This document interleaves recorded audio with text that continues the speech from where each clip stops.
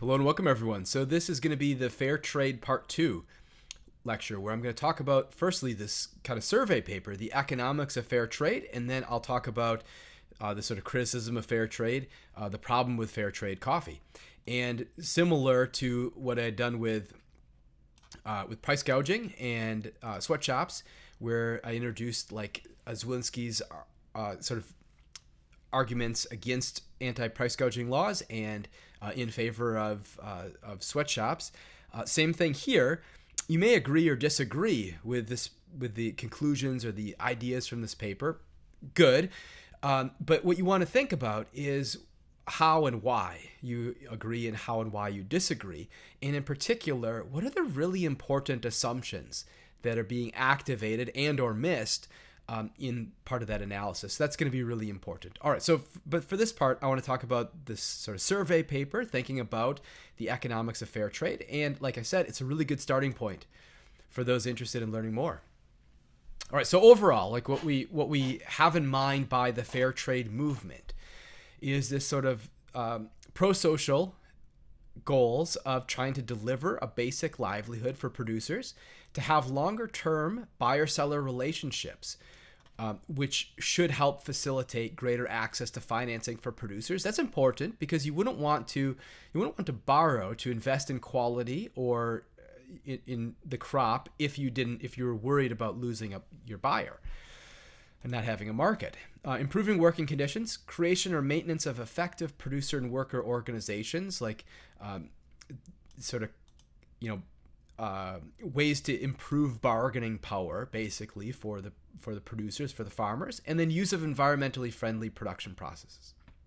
All right, so the basic idea with sort of reinforcing fair trade, like at the end of Fair Trade Part 1, at the end of where I was talking about this paper, which is an experimental paper suggesting that, or finding evidence for consumers being willing to pay a premium, pay higher prices for ethically labeled products.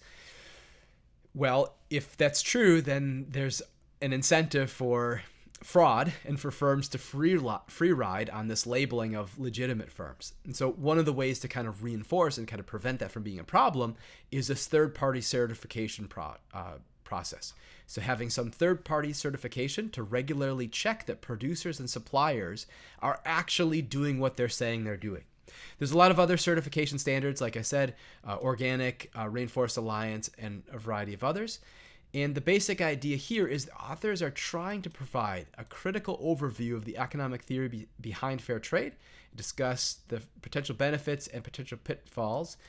This is supposed to be another apostrophe, so I thought I'd switched all these, but I guess not. So anyway, LaTeX complains when you use the wrong apostrophe, it puts a question mark if it doesn't recognize the character.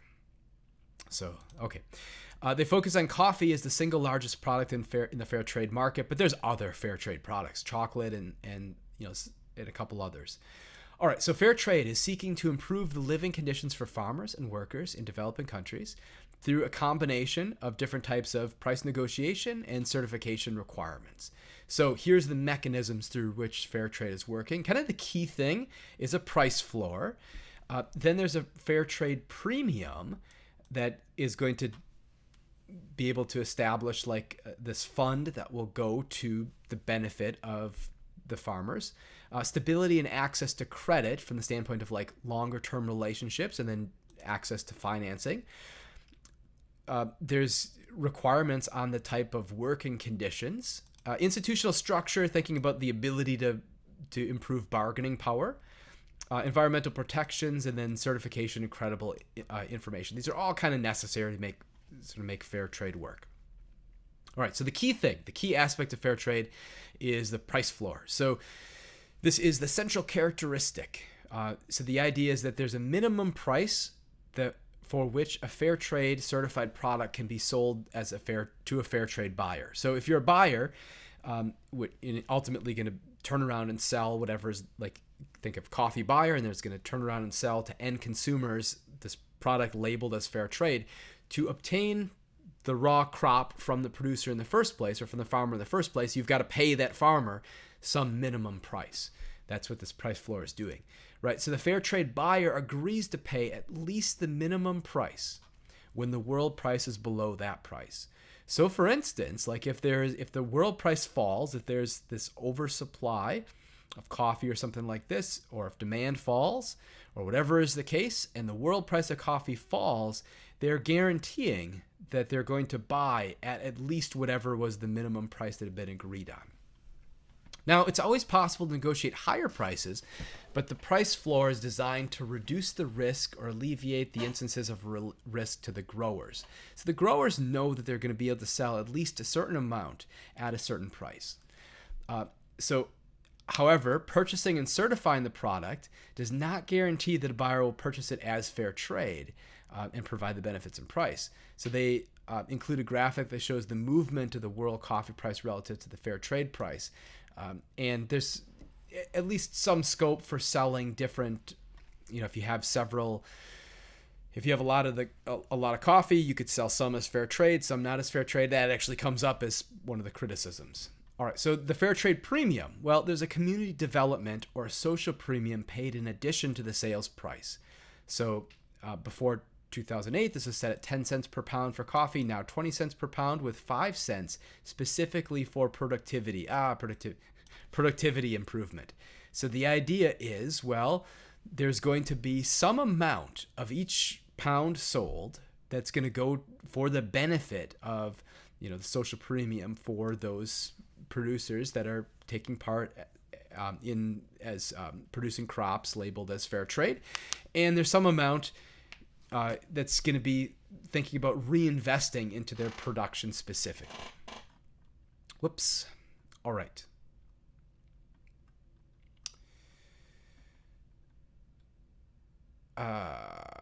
Okay.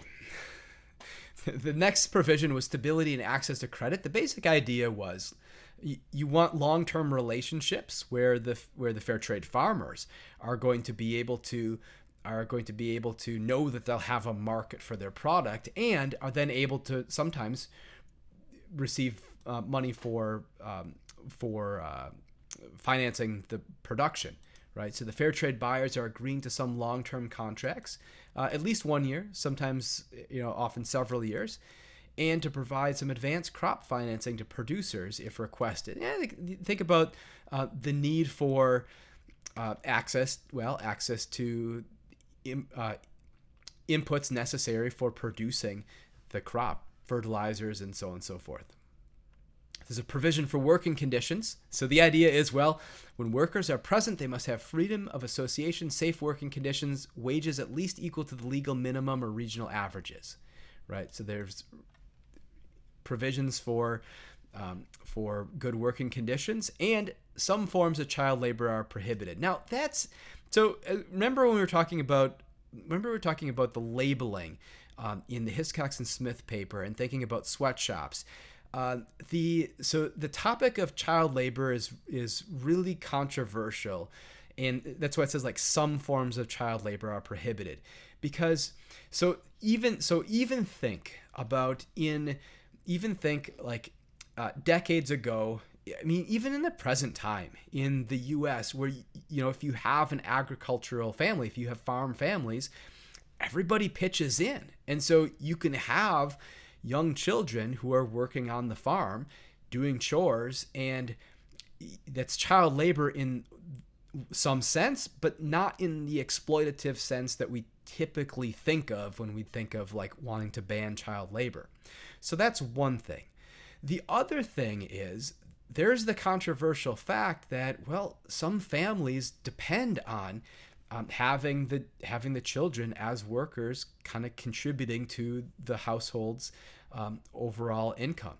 And that's not something that a lot of us are very comfortable with. But given that that's often the state of affairs, and given that it could be the case that if you ban child labor, you're taking away this potential source of income from the family without generating similarly equal gains in employment for the parents or for the adults, that's a real problem. And so anyway, this is a really sort of complex thing, and there's kind of a lot of, this we're already not in the first best world. And so then we're thinking about, okay, that we're doing sort of non-ideal theory. We're thinking about like what's the best given that we're in this bad state of affairs? What's going to be the best for real people? That's why it'll say some forms of child labor are prohibited, not just a blanket ruling against child labor. Okay. All right. So institutional structure. So farmers are encouraged to be organized as associations or cooperatives where decisions are made democratically and with a transparent administration that can facilitate sales and administrate the premium paid to the organization in an accountable manner. So the idea is basically to allow this organizational structure that restores bargaining power to farmers and that is able to actually deal with, for instance, this community development premium, and to be able to come up with ways that it should be allocated for the betterment of the community. Environmental protection, right? Certain harmful chemicals are prohibited for fair trade production. And then finally, for a product to be sold under the fair trade mark, all actors in the supply chain, importers, exporters, must be fair trade certified, right? So initially, inspection and certification was free, but then since 2004, producer organizations pay an application fee for initial certification and then for renewal as well.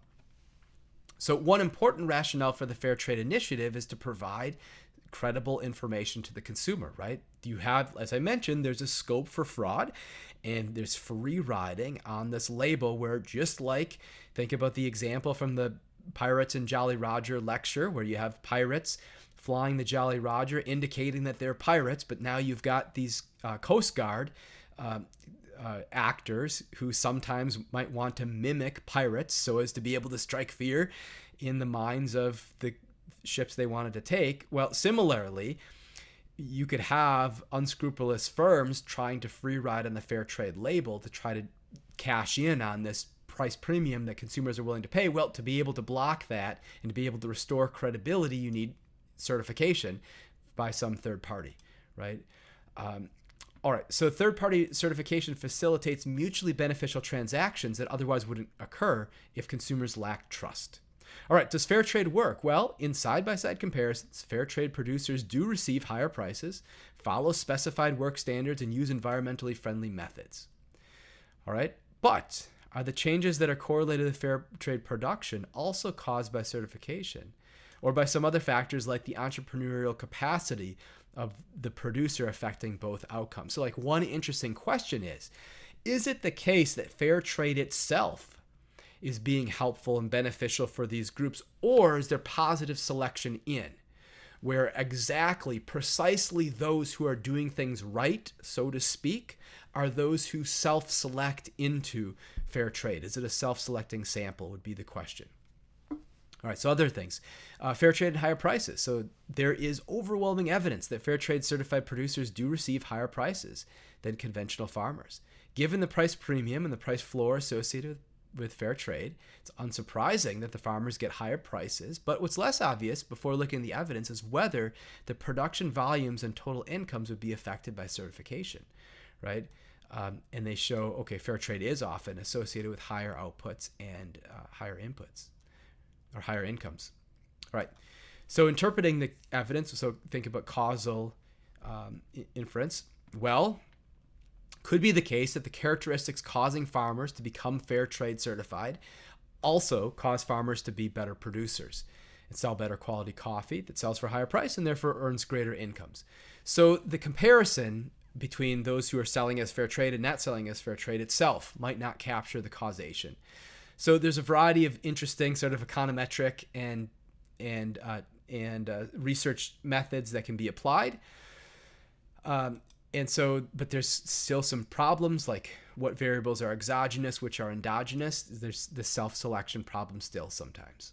Okay, so Another way to tackle the question of whether causality, of the direction of causality, is to think of what's determining which cooperatives are ultimately becoming fair trade. And so the authors from the study, DGN, interviewed members of fair trade certified cooperatives in Costa Rica, and they found 4 important determinations of those who decided to be certified. Well, the mills that obtain greater revenue from selling banned chemicals find fair trade more costly and are less likely to certify. Mills that forecast lower prices in the future perceived a greater benefit from the fair trade price floor and were more likely to certify. Individual farmers believed the environmental or socially responsible farming was more likely to join, and access to information about the logistics about becoming certified and managerial ability were important. I mean, this last one is like Richard Thaler's maxim of, if you want to get people to do something, make it easy, right? So kind of lower the transaction costs associated with becoming certified. Also, this is really interesting because you're seeing right here between A and B, right? Farms are making a conscious choice of whether to get certification or not, right? If we can do better by using these bad chemicals, then I don't want to be certified.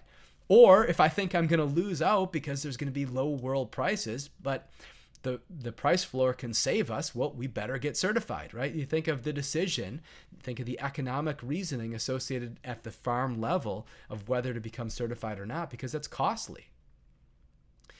All right, so fair trade in the long run, well, thinking about the role of entry, well, authors provide an account on which free entry will reduce the long run benefits of free trade.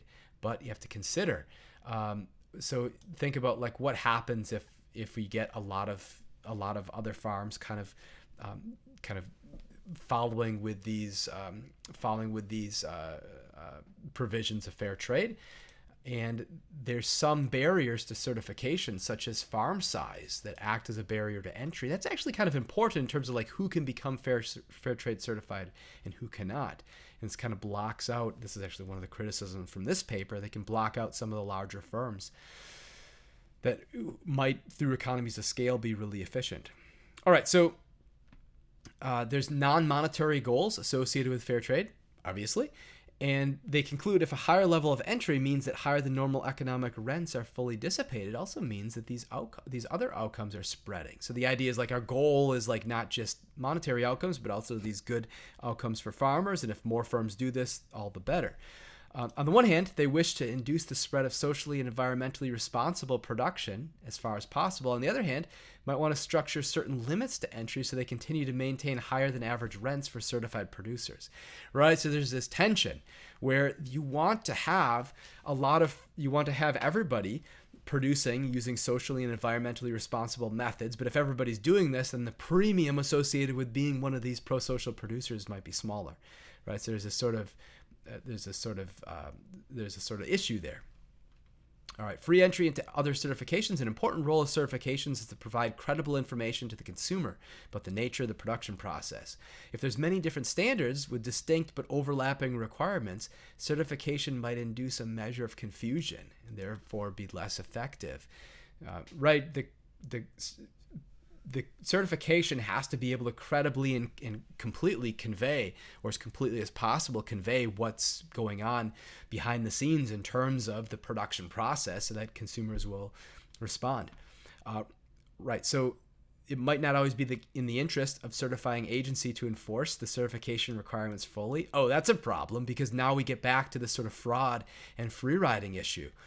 Right. So one critique is that some of the more recent private certifications might be a little more than smart marketing and attempts to cash in on willingness to pay for sustainably produced products. That's a big problem, right? So if we realize, or we recognize from the paper that I did here, that consumers are willing to pay a premium for ethically differentiated products, you have kind of two problems. You have a problem of firms trying to get this certification and be labeled as such, and then maybe skirt the rules or cut corners.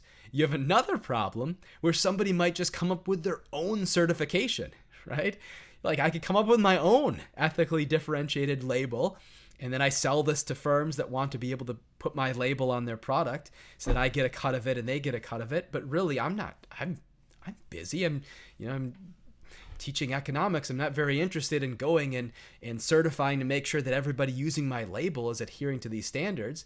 And so that's a problem then, because if people start seeing this particular label, it loses credibility, and that lack of trust might then spill over to the more legitimate labeling conventions, right? So that's a problem. Overall, the consequences of the rapid growth of certifications are something we know little about, but potentially very important. I think the good news is that there seems not to be a whole lot of successful sort of arbitrary or illegitimate labels, at least as far as I can. I mean, so obviously, like, think of like organic foods. There's organic, which has the whole thing, and then there's natural, and natural foods labeled as being natural or natural ingredients, that's just a catch-all for anything, right? And so there doesn't seem to be something like that, at least in the same extent with fair trade. Doesn't seem to be like some generic, we treat our workers well when really they might not, or they have a different interpretation for treating people well. Anyway, so does fair trade actually provide greater financial stability to farmers? Well, evidence seems to indicate in many environments, indeed, though there's exceptions. Market-driven buyers, unlike other fair trade buyers, are less willing to enter longer-term stable contracts. They want one-year contracts which is the minimum fair trade requirement, but then to do little else to create longer-term partnerships with suppliers. I think one of the worries is maybe the price floor, the fact that if you're in this longer term contract, that maybe they worry about renegotiating that price floor. I'm trying to think about like why you wouldn't get longer term contracts. I mean, longer term contracts might be good. You could think of why they'd be good for like both sides, from the standpoint of having access to the crop, and then having the farmers having access to a buyer. And you could think, okay, that's what would be good about it. What would be bad about it? Well, maybe you're locked into this pricing thing, and the world price might fluctuate. So that might be, especially because producer cooperatives are viewing the price floor as more important than financing. So if the price floor is really salient to the producers, I bet it's pretty salient to the consumers. By consumers, I mean those who are buying from the fair trade producer or the fair trade farms. All right, so although empirical evidence remains limited, existing studies often find fair trade certified farmers perceive and experience greater economic stability than conventional farmers. I mean, that's hard to say, though, right? Because, I mean, it's not hard to say. I've just said it. It's really easy to say. It's hard to evaluate. It's really difficult to evaluate because of the selection issue, where it could be the more stable farms are those that are going to get certified. I don't know. So the impacts of certification on the environment, fair trade and other environmental labels, have they been successful in promoting more environmentally friendly farming practices? Sure, seems like. And then there's other things to go into here. Distributional considerations, evidence in the distributional benefits remain limited, but the available studies suggest, within the coffee industry at least, fair trade certifications benefit workers little or not at all. And so this is sort of like the criticism of fair trade being inefficient for the workers. So there's something interesting thinking about who's benefiting from fair trade. And so the idea is you want at the collective level, the fair trade farms to be benefiting, and they're adhering to these good working standards and so on and so forth. And there's this fair trade community premium that's supposed to go into development. But then the question is, how much is actually going to the people working out in the fields? And that's where there can be a criticism. And so you could say, okay, well, by virtue of like adhering to fair trade and maintaining this certification, you've got to have good working conditions for the people who are out in the field actually working with the crop. However, that's not necessarily the case that there's going to be like, so think about distributional benefits, that there's going to be a monetary benefit for those workers. And so that's difficult. And that's actually kind of one of the criticisms about fair trade is like, are we helping the poorest of the poor? I don't know. My view here, I don't know enough to be able to say that it's not, and that's not effective. My view, though, relative to that criticism is that it's kind of like the Zawinski argument, which you may or may not like in some circumstances. This is one that I actually do kind of like, which is like, okay, so maybe fair trade isn't doing all it can to help the poorest of the poor, but at least there's something. At least there's something with some type of oversight, some type of certification where people are adhering to some standards, maintaining working conditions. And so at the very least, there's some structure in place. yeah, maybe ultimately something better could come about in the future. But remember, progress and innovation and all these things kind of build on each other, right? You don't have electricity before you don't have a light bulb before you've discovered a fire, right? Before you've been able to have a candle. And so it's sort of one of those ideas, which is maybe this is an important precondition for something better in the future. And anyway, so conclusion, the existing empirical evidence based primarily on conditional correlation suggests fair trade does achieve actually many of the intended goals, although on a modest scale relative to the size of the national economies, right? Some aspects and its consequences not well understood. Another issue between limiting certification to small-scale disadvantaged producers and allowing larger-scale producers to become certified. Argued consumers may be better off using institutions that are directly transferring benefits to producers rather than using market-based mechanisms. So this is relative to the criticism I said before, which is like maybe this is an inefficient way to provide benefit and aid to those who most direly need it. And so some have argued consumers are better off using sort of direct transfer, working with charities that directly benefit these workers. Okay, good. Yeah, so I think maybe when it comes, and so that's something interesting to explore, maybe it comes down to if I have $1 that I can either donate or $1 that I can use to spend on a fair trade product above and beyond what it would cost for the conventional product, maybe you are better off spending that $1 for the charity. But I don't know that that's necessarily an argument against fair trade directly. But there's so there are interesting things to explore here, and I look forward to your thoughts as well. All right, so the next thing is the criticism of fair trade. So this is coming from this paper here, the problem with fair trade coffee. So what I'm going to do here is I'm going to develop these arguments kind of against fair trade now. And again, like if you agree or disagree, the important question then to ask yourself is why? Like, why do you agree? Why do you disagree? And what are the relevant economic assumptions, stated and unstated, that are going on behind these critiques, as well as your own perspective on fair trade? All right. So, fair trade certified coffee is growing in consumer familiarity and sales. Strict certification requirements result in uneven economic advantages for coffee growers and lower quality coffee for consumers.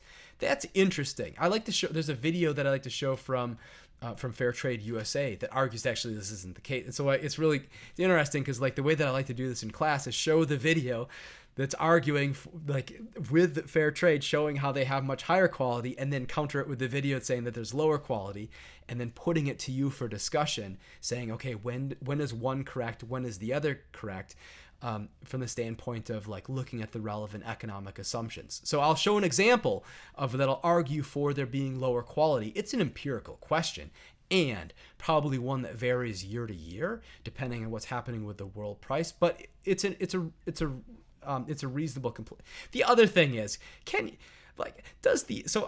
I've got my coffee right here, which I'm pretty sure is probably fair trade coffee. And you know what? I can't really tell the difference probably between lower and higher quality coffee in between fair trade and not fair trade. I like my coffee. I like getting Kicking Horse coffee out of Canada. But fine. I don't, I assume, I don't know. So I don't know that people have a sophisticated enough palate to know the difference between the higher quality coffee one way or the other, but some people do. So anyway, all right. And coffee is my favorite thing. This is probably cup 8 for the day. And I'm probably halfway done drinking coffee for the day. So, I love coffee. I love coffee way more than I should have just admitted. It is absolutely my favorite thing. So anyway, this article begins with the story of this founder from Counterculture Coffee in Durham, North Carolina, wholesale roasting and coffee education enterprise, who has developed close relationships with farmers throughout coffee growing regions. Originally believed fair trade was the best way to empower growers, now has a change of heart. All right, so here's the statement. Here's the quote from the paper. I think fair trade concept is very relevant. Fair trade certified model is not relevant at all, because they're doing something different than what they're selling to the consumer, which is exactly why I left Fair Trade USA. They're selling a different thing than what they're producing. This is going to the criticism that fair trade is just a clever marketing strategy, that when you see something labeled as being fair trade, it's just picking up on the fact that people are willing to pay more for the fair trade premium, and that the standards that it's standing for aren't actually being borne out, or at least not to the extent that people are expecting. So that's interesting. That's something to sort of explore. I don't know. So, right. So in terms of the history of the fair trade movement, answered to the perceived failure of the market to address social issues, sought to protect farmers and correct the legacy of colonial mercantilist system. Fair Trade USA played a role in getting U.S. consumers to be aware of the economic plight of poor coffee growers. While the market share of fair trade coffee is small, it's grown, and purchases have helped improve the lives of small coffee growers. All right, there's flaws. The price premium paid by consumers are not going directly to farmers. The quality of fair trade coffee is uneven, so maybe the model is just simply technologically outdated. I don't know. So this is interesting. So, all right, because specialty coffees are typically of a higher grade, they command higher prices. Fair trade coffee can come in any quality grade, but the coffee is considered part of the specialty market. The requirements and pricing structure can create quality problems for fair trade. We'll kind of explore an example. With insufficient demand for fair trade coffee, not all of a particular farmer's crop of varying quality can be sold at the fair trade price. The rest is sold at the market price of that particular grade. So here's the example.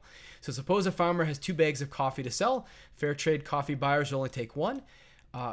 Bag A is higher quality, worth $1.70 per pound on the open market. Bag B is of lower quality, worth $1.20. Suppose the fair trade guaranteed price floor is $1.40.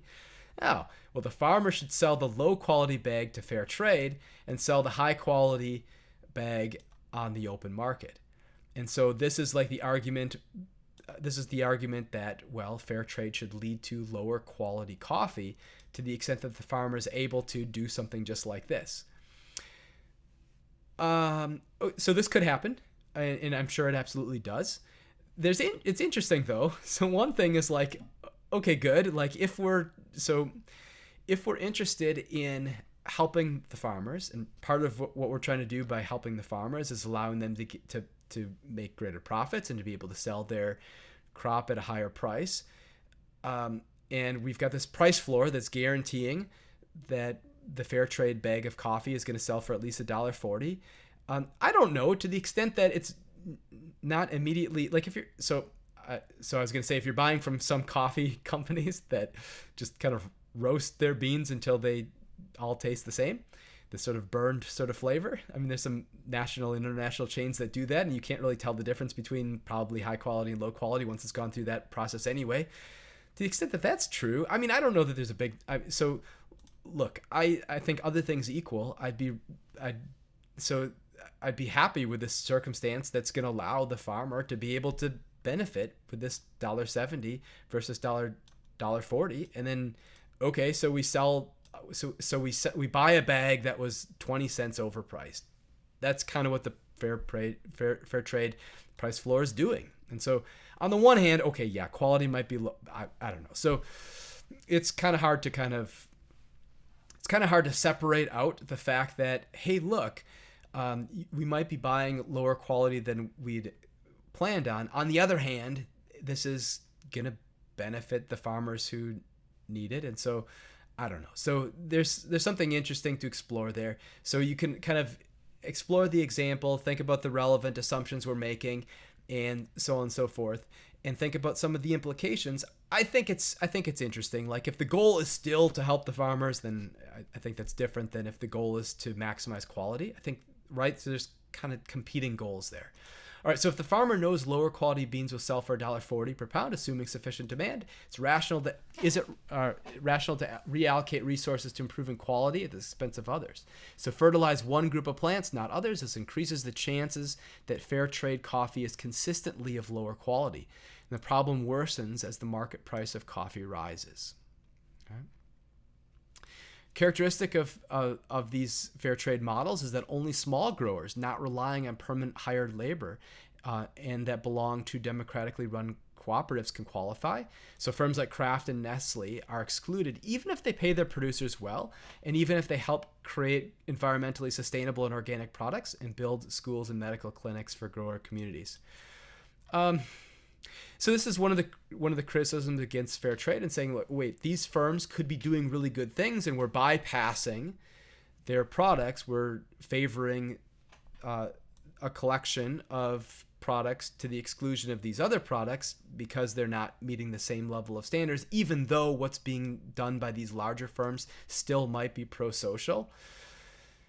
You could think about the extent to which you like that argument. My view is like, good, but these firms they're kind of doing their own thing, and so good that they're doing all these things if they are, but they kind of, I don't like, the point of fair trade isn't to label all the goods as being produced under good characteristics. It's to set aside some that are now adhering to these production processes to be able to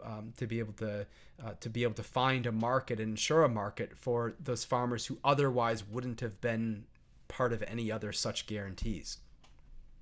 All right, so the price premium, the 20 cents per pound, is paid by purchasers to ensure the economic and environmental sustainability, but these are retained by the cooperative, don't go directly to the farmers. This is the criticism, saying, like, first off, does it goes to the cooperative, which has bargaining power, does it get distributed to individual farmers, and does it make it to those who are out in the fields? And maybe it doesn't. And so this is sort of like the inefficient charity argument against the price premium. So it's spent for collective use, upgraded equipment, irrigation, medical, educational facilities. As farmers are voting on how to spend the collective. I don't know. I think that's actually, good, because this is sort of going to reinvest and make the collective itself stronger. So so this is kind of this is like the inefficient aid, the inefficient charity argument against fair trade. But actually, I think these uses might. So to the extent that we believe that they're providing a public good as characterized within this community, and overcoming different sorts of large-scale provision problems, it seems like maybe not the counter-argument that it's meant to be. Anyway, so Fair Trade USA is a nonprofit. Gets most of its revenues from fees paid by retailers, 10 cents per pound of fair trade coffee sold in the U.S. This helps Fair Trade promote its brand. Some of the coffee business accuse it being primarily a marketing organization. Now that is interesting. That's interesting because we're saying, oh, look, Fair Trade is primarily this big marketing organization. They're very successful. They're profiting. So that's a separate question from, are they having an effect? And this brings me to this video, or this other talk. How should we think of nonprofits more generally? So think of Dan Pallotta's TED Talk for a unique perspective. You should do this, right? If you haven't already, you could do this on YouTube. Type in Dan Pallotta's TED Talk. It's something about, the title is something like "The Way We Think About Charity Is All Wrong" or something like this. And it's a really interesting, I don't want to kind of spoil it, but basic idea is like, hey, look, you could be really successful at marketing and at advertising and at generating interest and a market for these products, and all the while be making the pie larger, right? So how are we thinking about charities? We're thinking about this fixed donation that then we're breaking off a piece and giving to those in need, or are we thinking about, let's break off a piece and put it into advertising that might expand the pie overall? And now the piece we're going to break off to give to those in need is not all of what's been generated. Some of it's going to this overhead and marketing, but it might be larger than we would have got before. That's actually so there's different sorts of ways to think about charities and nonprofits more generally. And if you're thinking about how to, like, you want to make a donation, you want to find a charity, you can look, and there's different sorts of organizations and websites that will rank charities on like how much actually go to the cause. And that's interesting. That can be helpful. You can have that guide your sort of altruistic behavior and so on and so forth. And that's all very good. But you should watch this video first. And it should challenge you on that to think carefully about, well, maybe this overhead that's going towards administering the charity, maybe that's not necessarily a bad thing if we're thinking about the returns on dollars generated to this overhead or to this marketing, right? So if only a fraction of $1 that is donated is going to the cause, but the rest of it is going towards generating more dollars for that charity, that's important because that might overall go further, right? So when I'm giving $1 to charity, I'm not interested in how much of that dollar is going to the people I'm trying to help. I'm interested in what's the multiplier of the dollar I'm generating, right? So what's the impact of my dollar on those people, right? So maybe, so is it the case that my dollar is being broken off and some of it's going into this marketing effort that's going to get other people to donate and overall give more to the cause, right? That's something interesting to explore. All right, so let's see. Whole Foods, Allegro, the demands of their consumers adopted fair trade for their coffee. Their initial hesitation was over quality concerns, right? To get great quality coffee, you have to pay the market price. In our instance, it's a lot more than what the fair trade floor prices are. Well, good. You could, right?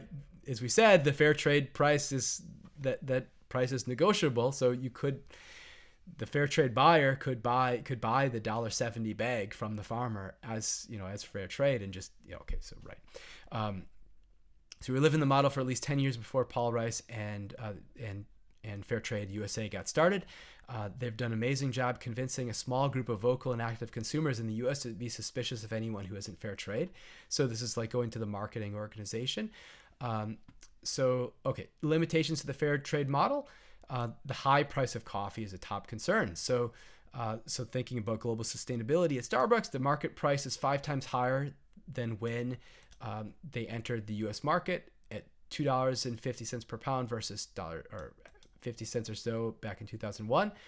Co-ops are defaulting on fair trade contracts to do better for their members in the open market. So that's interesting. So if you're locked into a fair trade contract, maybe you'd want to default and then be able to sell, maybe I don't want to have to sell this bag as fair trade. I want to be able to find somebody else to sell to. And so that's sort of one of the criticisms. So another is the perception of low quality is another kind of issue. So for some cooperatives, the fair trade price became the ceiling, not the floor. Many fair trade buyers do not see a reason why they should pay any more than the fair trade price for the value that's fair trade. This is sort of linked to the quality argument, right? Another problem is the inability to help the poorest. This is the argument about those who are actually working in the fields not being reached by this assistance. So the poorest are migrant laborers, do not have resources to own land and are not part of a cooperative. And they're those who are working in the fields and actually those who are the worst off. Another issue is the transparent business operations require record keeping to confirm the individual farmers have access to all the information pertaining to the cooperative sales and farming practices. Language and literacy barriers associated with certification only recently made available in Spanish. And so this is like a barrier to becoming fair trade certified in the first place. And so we're thinking about kind of all the things that might block the value or the efficacy of fair trade. Let's see. So they provide incentives to farmers to remain in coffee, even when the market's telling them otherwise. This is an interesting argument from inefficiency. So if you have the ability to swap or to switch into another crop instead of being in coffee, but you'd stay in coffee because of this subsidy, that might be bad. That said, coffee growing regions are pretty geographically limited, and I'm not sure high-cost producers keep growing a crop for which the land might not provide a comparative advantage. I don't know. The decision to produce coffee, this is a pretty long-term sort of thing. It takes a long time to generate a crop, and so I'm not sure that this is as responsive to market conditions as this counter argument is trying to argue. All right, so I'm kind of getting to the end of the paper, and so yeah, whatever. So there's some other sorts of, I'll just put the slide here. The basic idea is there's some criticisms against fair trade, and there's some arguments in favor of fair trade, and the overall idea that I want to suggest is, hey, let's reflect. Let's look at the data now. What's the effect that fair trade has had? Has it been a success, maybe in spite of itself? Or are there reasons to be suspicious about fair trade? And overall, the big thing that we want to do is we want to think about what are the relevant assumptions? What are the assumptions of the model that makes that gives outcomes one direction or the other? And which assumptions most closely fit reality? And so this is interesting, something interesting to explore here, especially from the context of thinking about what can be done to most benefit those in developing countries and those most vulnerable, especially producing the products that are consumed in the developed world. So anyway, I hope you enjoyed the video. Go ahead and check out both of these papers actually, and the Dan Pallotta video. If you haven't done that already, don't forget to go back and see Dan Pallotta's TED Talk linked up here as well. So, all right, see you next time.